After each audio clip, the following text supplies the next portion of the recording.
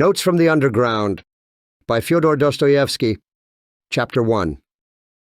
I am a sick man. I am a wicked man, an unattractive man. I think my liver hurts. However, I don't know a fig about my sickness, and am not sure what it is that hurts me. I am not being treated, and never have been, though I respect medicine and doctors. What's more, I'm also superstitious in the extreme. Well, at least enough to respect medicine. I'm sufficiently educated not to be superstitious, but I am. No, sir, I refuse to be treated out of wickedness. Now, you will certainly not be so good as to understand this. Well, sir, but I understand it. I will not, of course, be able to explain to you precisely who is going to suffer in this case from my wickedness. I am perfectly well aware that I cannot pay out the doctors by not consulting them.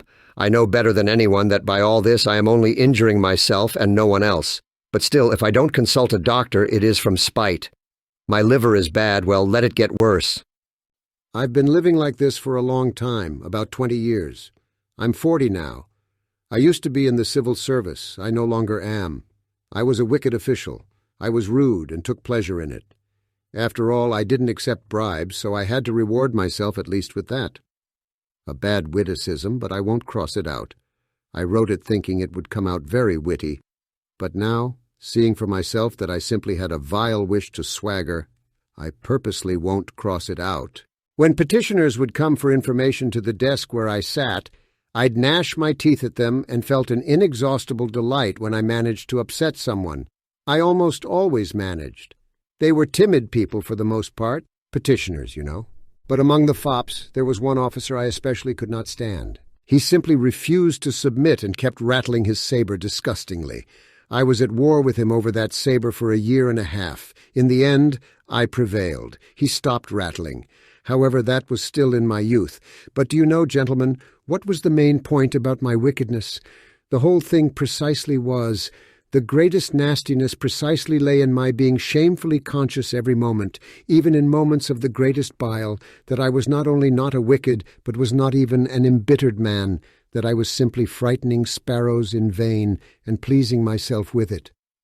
I'm foaming at the mouth, but bring me some little doll, give me some tea with a bit of sugar, and maybe I'll calm down. I'll even wax tender-hearted, though afterwards I'll certainly gnash my teeth at myself and suffer from insomnia for a few months out of shame. Such is my custom. I was lying when I said just now that I was a spiteful official. I was lying from spite. I was simply amusing myself with the petitioners and with the officer, and in reality I never could become spiteful.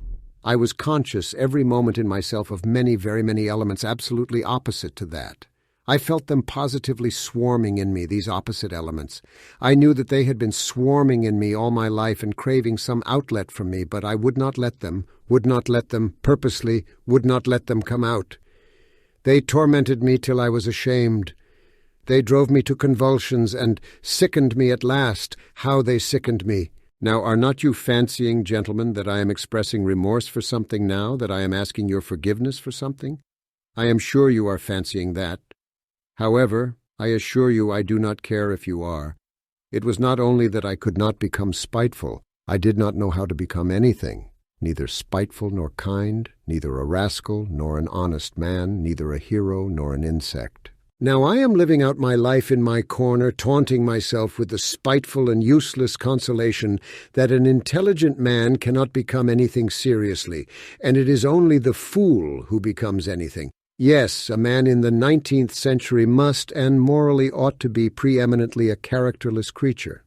A man of character, an active man, is preeminently a limited creature. That is my conviction of 40 years. I am 40 years old now. And you know 40 years is a whole lifetime. You know it is extreme old age. To live longer than 40 years is bad manners, is vulgar, immoral. Who does live beyond 40? Answer that sincerely and honestly. I will tell you who do. Fools and worthless fellows. I tell all old men that to their face, all these venerable old men, all these silver-haired and reverend seniors. I tell the whole world that to its face. I have a right to say so, for I shall go on living to 60 myself, to 70, to 80. Stay. Let me take breath.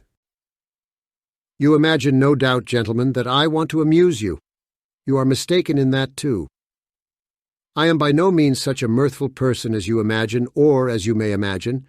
However, Irritated by all this babble, and I feel that you are irritated, you think fit to ask me who I am. Then my answer is, I am a collegiate assessor.